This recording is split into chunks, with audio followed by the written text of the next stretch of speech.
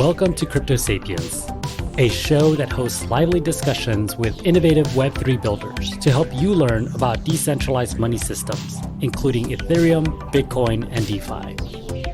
The podcast is for educational and entertainment purposes only, and it is not financial advice. Crypto Sapiens is presented in partnership with Bankless DAO, a movement for pioneers seeking freedom from the limitations of the traditional financial system. Bankless DAO will help the world go bankless by creating user-friendly on-ramps for people to discover decentralized financial technologies through education, media, and culture. Welcome to Decentralized, where we explore the social layer of decentralized science. What does it mean to decentralize science? My name is Elijah, and in this series, we'll consider the fundamental aspects of science as a social activity and an institution through the lens of various contributors in the DeSci space. The first 4 episodes are published as a mini-series and lay the groundwork for future conversations. Our goal is to facilitate an exchange of ideas between people working on the solutions to these fundamental problems. Let's start the show. The first couple episodes, we've been just exploring the concepts of what is, what makes up DeSci, these core aspects of decentralized science. What is science and how are we potentially decentralizing it in this new world of Web3. And so the first episode was really focused on the very basics of what is DeSci. It was a very exploratory conversation. It was fantastic. I encourage everyone here to go back and listen to that. And then last week, we focused on funding and IP, intellectual property. And so that was really another key aspect of DeSci is where's the money coming from, where's it going to, who's controlling it, right?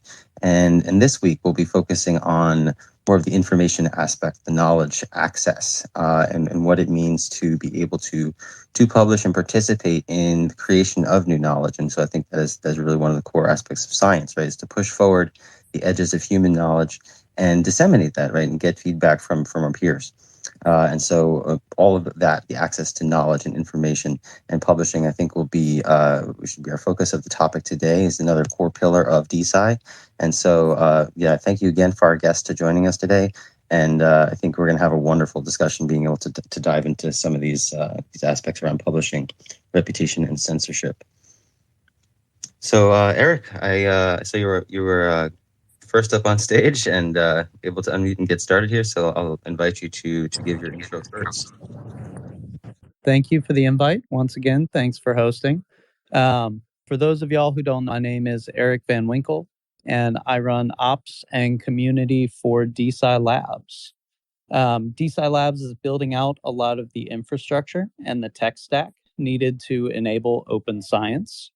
We very strongly believe in the decentralized movement, in the decentralized science movement, and in the idea that knowledge should be open, accessible, and accessible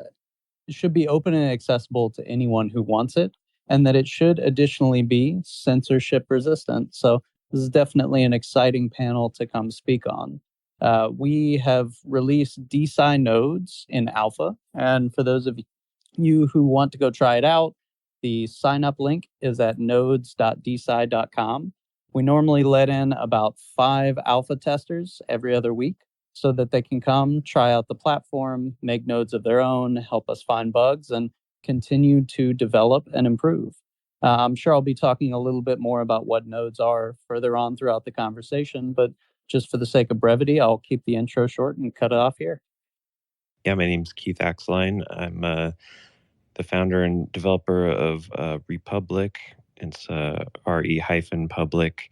And right now it's the form of a mobile app where people can collect their location, mobile sensor data, health kit data, and share it if they want to.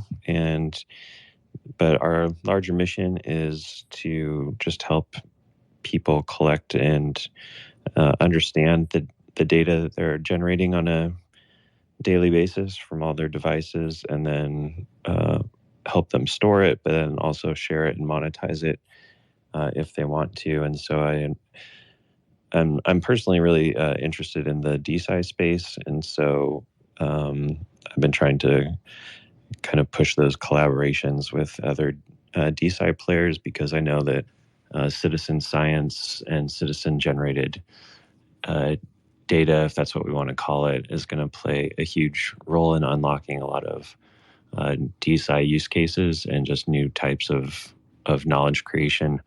And so I think there's a really cool story there for Republic to help with that. And I'm also a lead developer in a couple of other DAOs, Journo DAO and Factland DAO. So I'm kind of trying to push in all the directions that interest me at once, which may or may not be a good idea. But yeah, appreciate being here.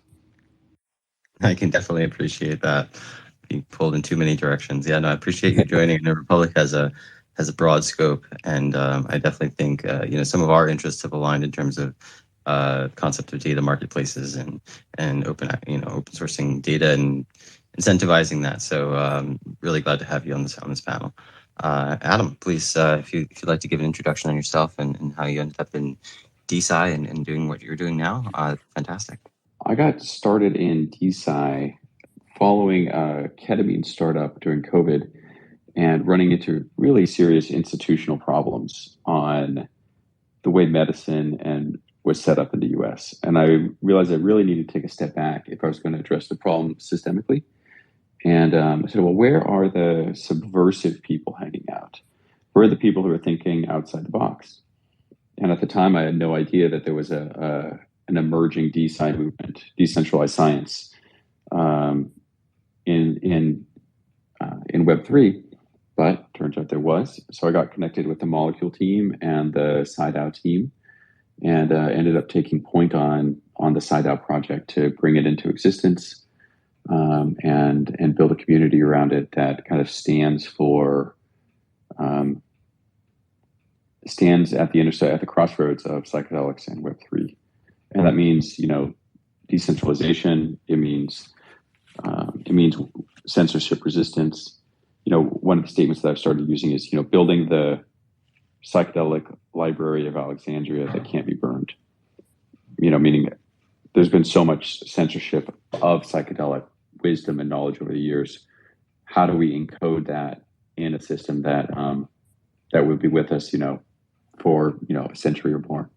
I think that's really with psychedelics. That's obviously an area that I've spoken on before. That's an area that I work in as well with cannabis. I think that censorship plays a huge role in science in general, and publishing and access to this information. What information is getting funded, to relate it back to that conversation from last week again. But we'll dive more into that for sure.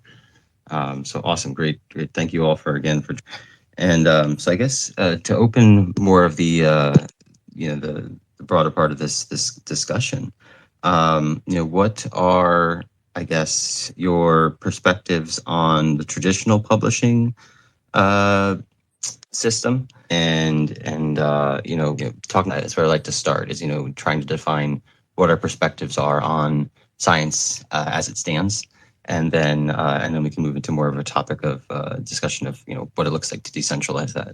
So, what are your perspectives on the traditional publishing system, and how maybe it has served or hasn't served the goals of science? I think I can kick us off if no one's chomping at the bit. One of the women on our team, Isabel, they came from the publishing company that owns, I think it's either Cell or Nature, but it's one of the major scientific publishing houses. And so she's really informed about thinking on this a lot. And there are so many challenges in the publishing industry. UCLA, which is a large university here in Los Angeles, actually boycotted one of the largest journals for over a year because of basically the money comes from the government to the university. The university does all the research, pays to publish, and then pays to receive the research back. And it's this kind of closed loop rent-seeking behavior that has just really got out of control. And it's what is the value added that the journals are actually bringing to the table? I mean, in theory, it's editorial, but it's just the unit economics on it have just gotten to the point where it's a pay-to-play model. There's a severe reproducibility crisis. Coding your research in a PDF is dumb. It should be encoded in code. so that you can, run, so that someone else can run the data set and see what the actual calculations were. The primary research should be stored there. Like if you have a research, article in Cell or in Nature, maybe you post 4 photos, but the original data set probably had 400. If you post the original primary data source encoded on chain, other researchers can use that same primary research to draw other correlations. Like you might notice that there's this one protein here, but another researcher might go, oh, look at the next protein over. That's correlated to my research. I can reuse this data set. And that's a net value to society. A pretty substantial one, because that kind of primary data is really expensive to gather. And most of it just ends up, getting thrown away or in a PDF, which is basically useless. So that's the short thesis. Ask me how I really feel. I would love to know how you really feel at some point. I'll pick it up from here. And apologies if there is a little bit of background noise. I am outside at the moment, so there may be bicycles going by. Yeah, I could not agree more with everything that Adam just said. There are a couple things that can even be added on to that, which I think help to highlight the current situation. The first of which is the fact that current incentive structures that have been built around publishing models are wildly broken. We think about the replication crisis. So you look at everything that just happened with Alzheimer's. And for those of you who aren't aware, there was recently a paper that came out, which basically said one of the fundamental building blocks of Alzheimer's research that's gone on for the past 20 years was proven to be false. And there were even statements around images being doctored in the paper itself. We have had 20 years of wasted science based on someone wanting to move their career forward. So with everything around the replication crisis, there's something called the impact factor. And the way that you get money as a scientist is through getting citations.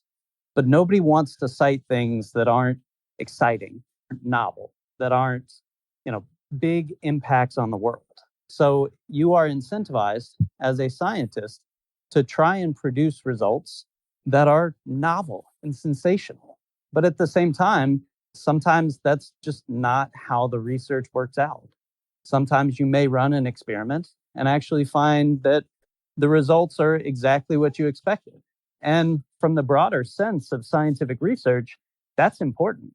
That kind of a null finding where, yes, we ran this experiment and it came back exactly as we thought it would, that's something that people should know because it's important and it can potentially shape future research directions.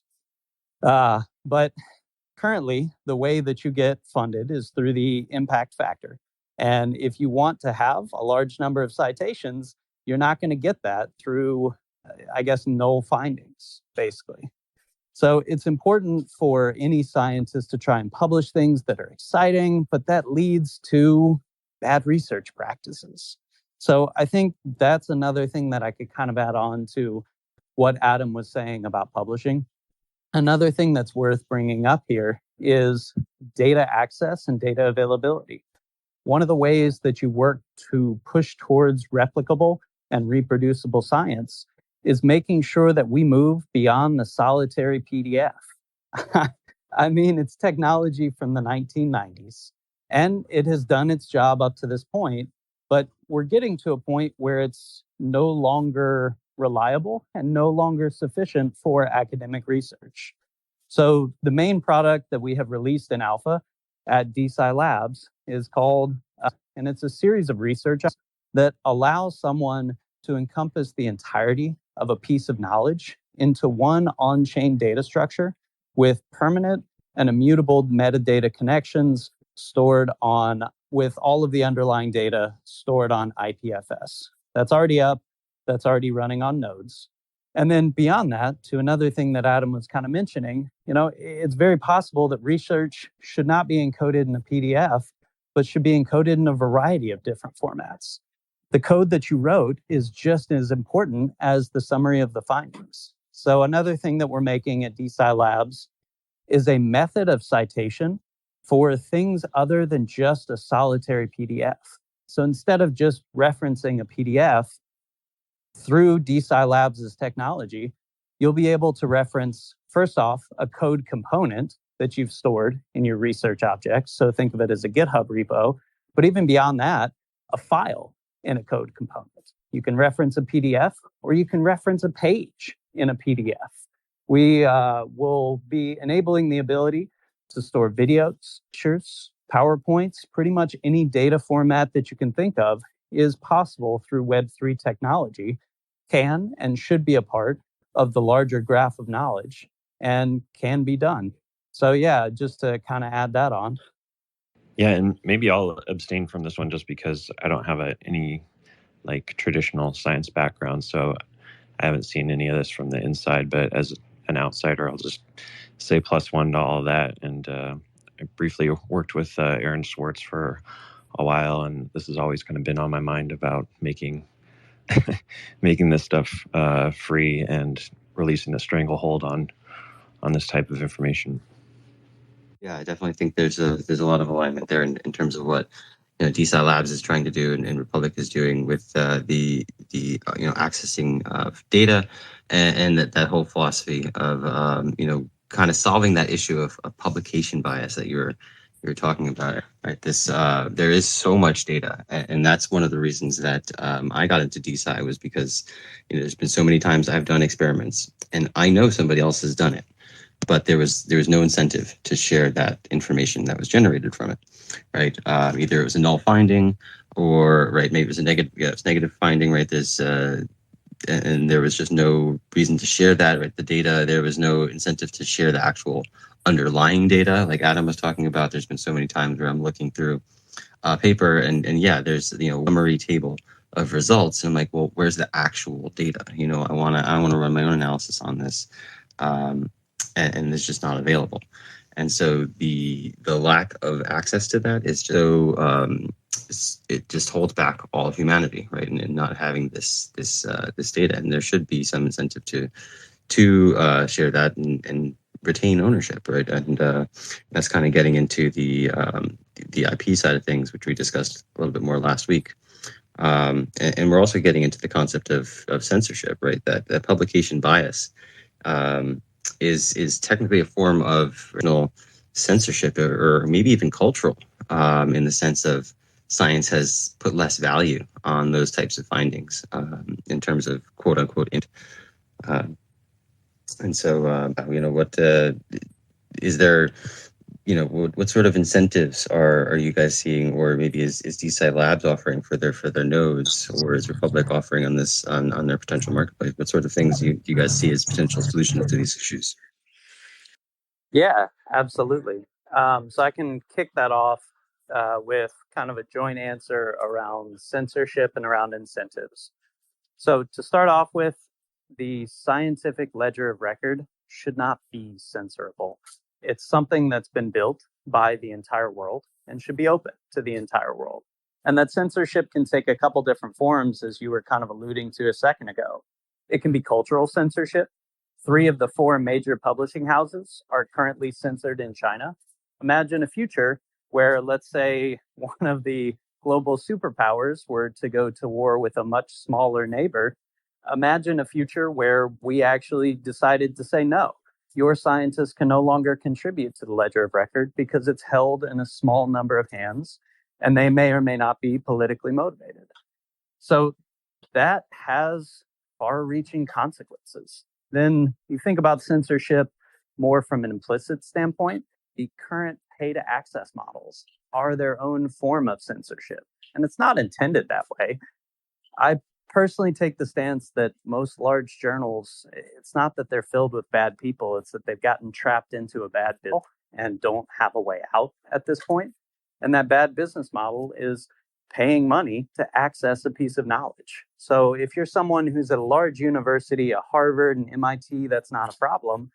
But if you are a citizen scientist, if you're someone at a smaller university who just may not have the funding to access all of these publications, or someone in a third world country who is actively trying to do research, who's actively trying to help, but $50 a paper, it adds up quickly. So that kind of censorship is something that can be stopped through Web3 and blockchain technologies. It is important to say that, there are certain pieces of information that should be kept private. And I think that this goes pretty closely into what Republic is saying around how people should be able to manage and share their information as needed. That definitely is something that's important. But at the very least, we need to make sure that we're including linkages to that data in a way that is permanent and immutable. So going back to censorship quickly, we will be releasing gateways so that individuals can host their own versions of the scientific ledger of record, complete with both metadata and linkages and the underlying IPFS information. We at DeSci Labs do not want to be a single point of failure for the scientific record. So we are doing our best to decentralize that to as many people as humanly possible. And I can hit on a couple other points here, but I think it might be good to pass that off to Republic. Yeah, thanks. Lots to talk about there. I think, part of my journey has been moving from the privacy space to what now seems to be like the data ownership space or data dignity. And that's basically because I tried to be as private as possible. I tried to remove all of my information from the internet. And, I'm a developer. I'm pretty technically savvy. And I realized that if I was going to keep doing it and do it properly, that it would basically be like a part-time job and that I would still kind of be leaking data. And so to me, the real answer is, more like open and permissioned systems where your data is used in a way that you actually allow and license a certain way, and then that has some sort of enforcement mechanism and incentive mechanisms to back it up. And I'm wondering if there's even a meaningful difference between the scientific record and just somebody's personal record of activity and data throughout their lives. Maybe it's more just like a permissioned version. But I think on a larger sense, we're looking at a lot of the same problems, whether it's journalism, personal data, DeSci. There's certain streams of data that need to be shared with some people and not others that have value, and that value needs to be transmitted from a buyer to a seller, if you want to view it that way, or just like a provider to a consumer. There's this two-side interaction, and I think that either it seems generalizable, but maybe we could talk about what's not as far as DeSci goes. But as far as the current implementation, I think Republic uses the Streamer network right now to share data, and that's a decentralized network of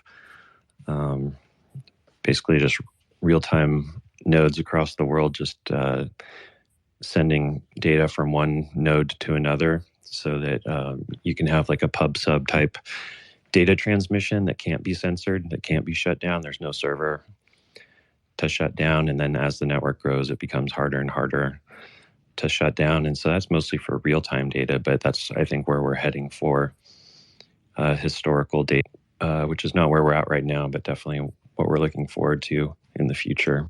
Yeah, and I think that a lot of lessons can be translated from the realm of personal data to the realm of scientific data, right? And definitely in terms of provenance and permissions, for sure. There's a distinction there, I think, in the sense that science is it's this is something we'll be discussing next week, is whether science is a public good, and the incentives to share that data publicly. But I think the structure of the incentives can be applied to both systems. Yeah, I mean, I think I pretty much echo what's already been said. The fact that tier 1 universities can click on a research paper and get instant access to them, and tier 2 and 3 universities, or someone somewhere else in the world, or a citizen, effectively can't. And the economic model basically breaks if you don't have like a exclusive, $1 million contract with the publishing companies. Is fundamentally bad for society, and I think that that's already been kind of established. And following on that, one of the things that we're thinking about currently in our current research projects that's very relevant to what we've already talked about is how to encrypt data on chain and who has access to those keys. If you want to update that data or anything like that. But this is all very, very present to the current research projects that we're looking to undertake. So I completely agree with everything that's been said here. Yeah, what sort of research projects is SciDAO investing in? What's the sort of process around that in terms of choosing projects or funding them, and maintaining a sense of censorship-free environment? Yeah. So I mean, to be fair, the DAO is in season 0, so we are still laying the groundwork. Like I'm not sure how familiar our listeners are with Vita DAO. We're pretty closely connected with Vita DAO and the Molecule ecosystem, so we're borrowing a lot of their foundational governance structure. I do think we'll be making some useful innovations and trying to learn from what ground they've already covered. The project I'm most excited about right now is, I think it's called the Theum Foundation, and their mission statement is to sequence the genetic data of all the world's entheogens. And I had a call with the founder, Victor, in Mexico City earlier this week, and he listed off a handful of mushroom species that we would all be familiar with, like the mushroom that Maria Sabina used in introducing magic mushrooms to the West, like foundational mushroom in like psychedelic culture. No one has sequenced the genome of the thing, and there's a lot of these fungi and plants that no one has ever actually done the gene sequencing on them. So our goal is to fund that research and then store all the data on chain in a way that is, reproducible and integrous. And I think if we can get it right, we're going to try and get the microbiome in which the fungus or plant exists as well, so that essentially you could, in theory at least, start to think about if you were to need to grow the thing later, the environmental factors in which it was growing, and we'll try and store like maybe GPS data and stuff.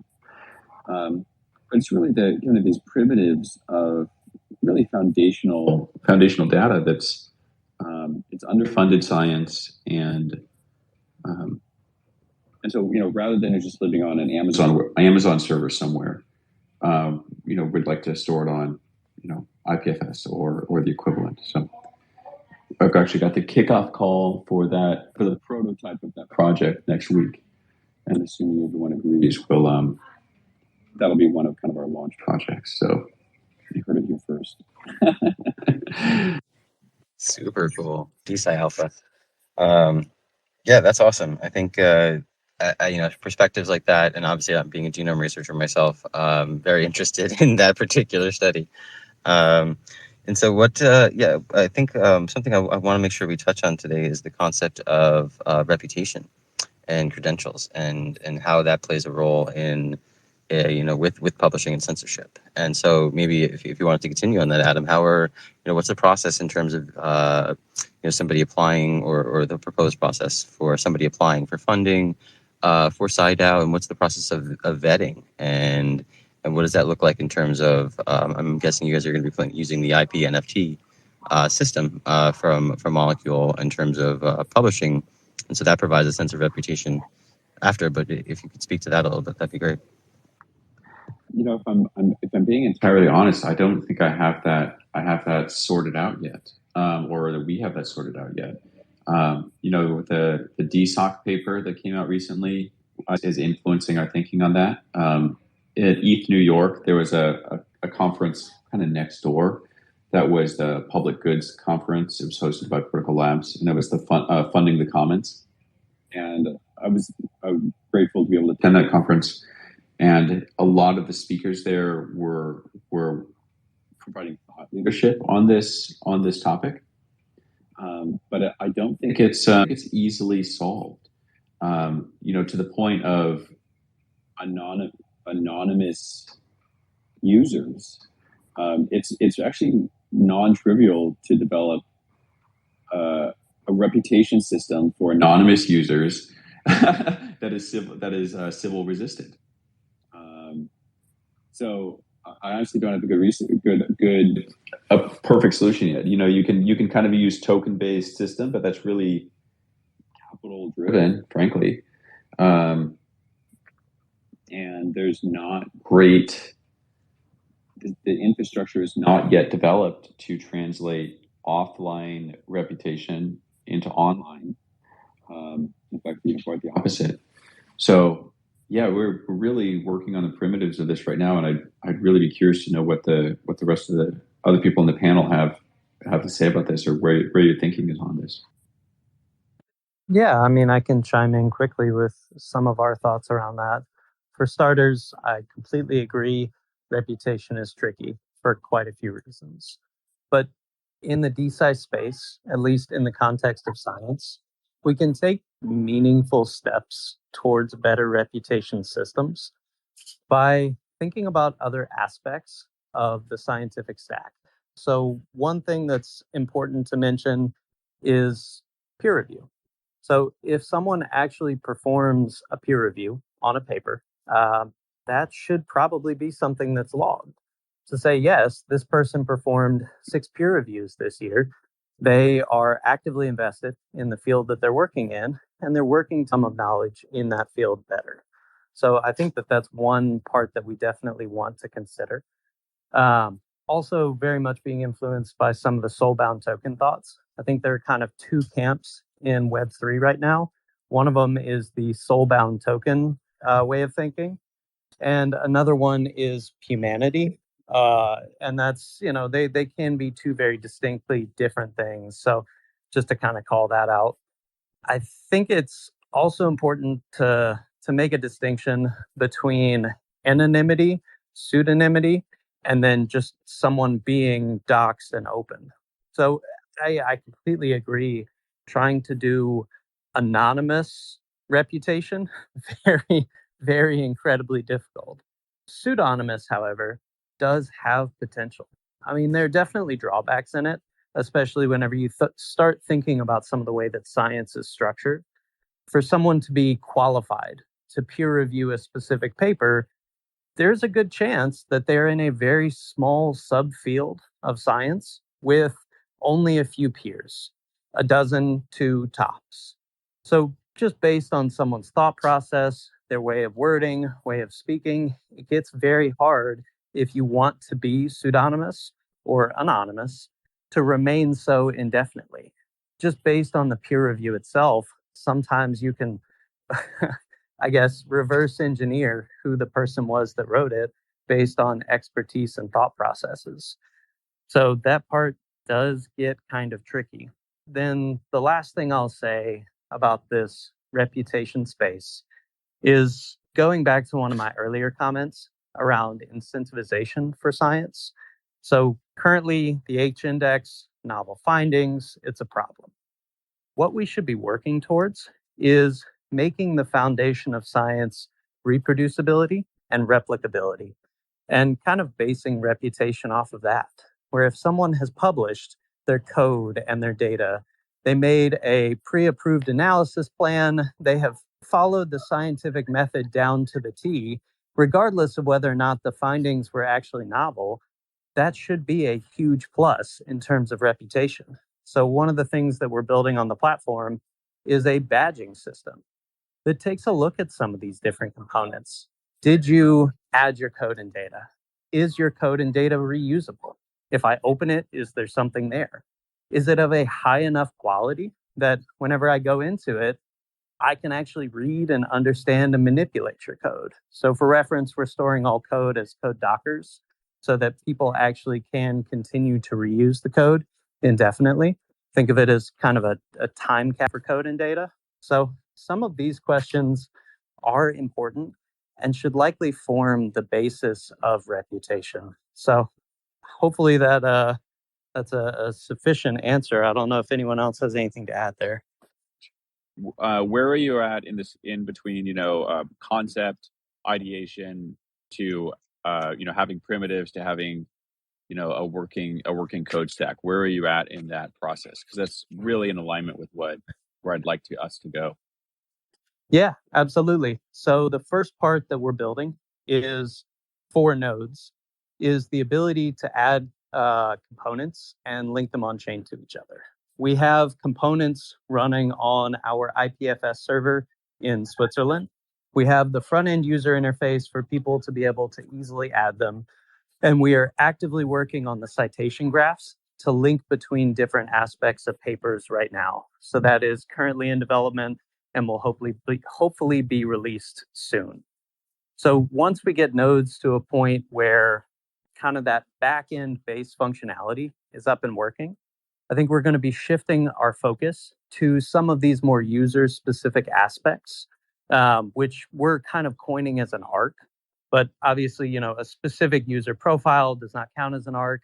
An arc is a scientific society. So think of a DAO tooling stack for a large group of scientists focused in a particular subfield that provides some of the workflows around validation and curation services in a Web3 native fashion. That should be what's coming next after citations. We also do need to build the gateways as well, so that anyone can host a version of the scientific ledger of record. And that may come before the tool stack. I would have to check with my CTO first. So it's something that we are actively thinking about. I would say it's still more in the product phase, like product development phase, than the actual technical development phase, but we're getting there very fast. And maybe I can just speak to like the reputation on the provider side, people providing their own data to scientific study and research. And, I imagine we're going to be a lot of the similar problems, but I think a good thing to be aware of is how, reverse engineering was mentioned. And I do really worry about that. An example I use is, somebody's address was able to be found by a stalker because he saw a photo of her and it was high enough resolution that he could see the reflection on her eye of the address of her apartment that she was standing in front of. And I think as technology gets, more and more high fidelity, we're going to find that like more and more things that can be known will just be easily known. And so I feel like we're going to have to rely more on cultural norms and perhaps licensing and enforcement and data fingerprinting to be able to trace data that was generated from a source and then make sure that it wasn't used against the license of that data. And so I think that's a problem we're all gonna face. And Republic, I imagine, is going to be like both a part of that solution by allowing people to kind of prove who they are in a way that they feel comfortable, that's only scoped to the needs of the study or the use case that they're contributing their data for. But also we're, as other people innovate in this area, I'm hoping that Republic uses those tools as well. So, civil resistance, and I think zero knowledge proofs may make this somewhat easier. I need to get my hands dirty with that. I'm wondering if anyone's ever had that brought up to them for this use case. Yes, we've thought about using it's pretty hard math, and it's certainly beyond my engineering capabilities. But using it for patient data if you're doing patient data for psychedelics, you need it to be truly anonymous. So there might be an application there. That's probably the most direct thing that comes up in that regard. And it seems like no matter how good the math is, eventually it'll fall down under real world circumstances, like the case that I think Erik was talking about, where, okay, this is peer reviewed. We only know, or we know 3 people in the world hold this credential. So we know it's like, it doesn't really matter what the math is there. It's just like the context of the situation is kind of de-anonymizing. And so, I'd like to, open the door that it's not just a technological solution necessarily, but something that we kind of have to figure out from a lot of different angles. And like, if we give over to the fact that there might not be privacy might not be technically possible, then, how are we going to ensure that we can all live our lives the way we kind of expect to be able to?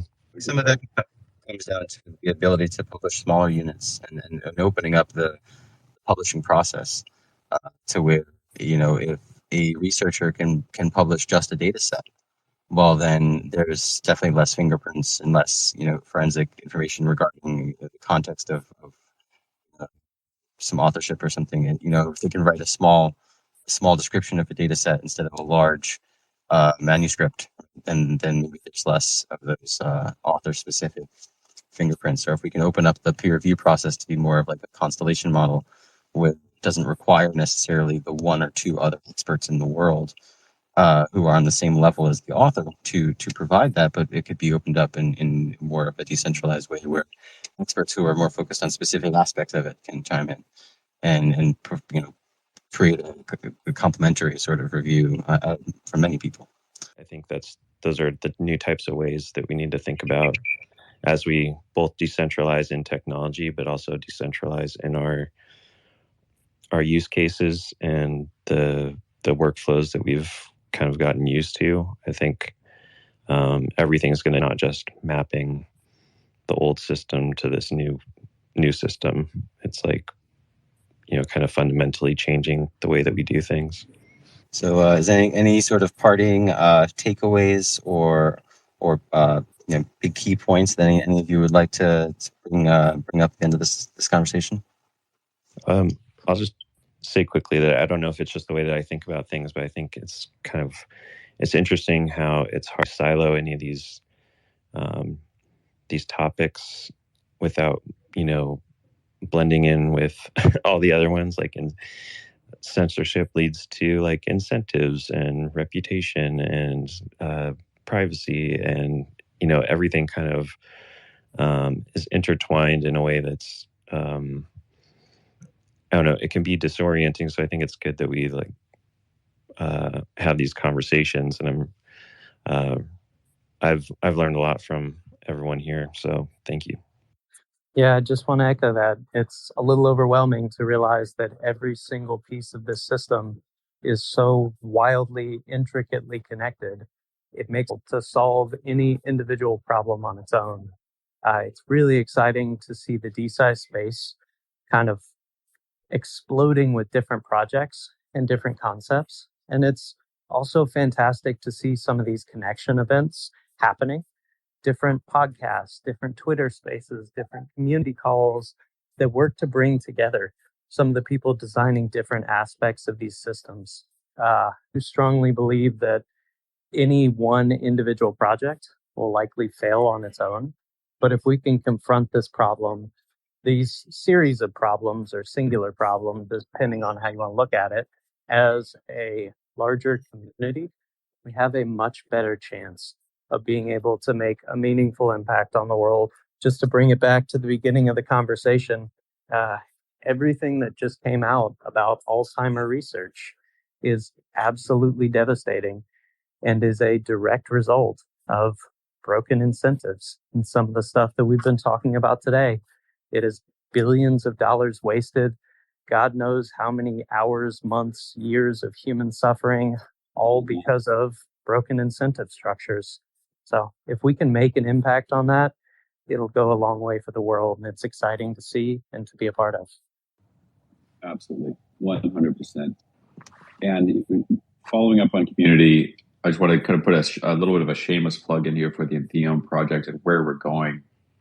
Phase 2 of the project is to sell kits that people can take out into the field themselves and do data collection. So speaking of community, speaking of really decentralizing the process, putting getting the citizen back in citizen science and allowing, interested mycologists to go out into the globe and actually find, samples and make that, on-chain primary data. I just want to kind of mention that primitive as a layer of the stack because it hadn't been mentioned yet. And I think that could get really interesting and just broaden the base of the pyramid of the primary research that's available to us. So love it. Yes, science is essentially social and I think that decentralizing the inputs and the outputs are a huge goal. So Erik, thank you for joining us on stage. Did you have something you wanted to add or ask? Yeah, thanks. Thanks for letting me come up here. My name's Erik. I'm one of the co-founders of JournoDAO with Keith, and I spend a lot of time just kind of following Keith and Flo around Web3 because they're doing all the interesting things.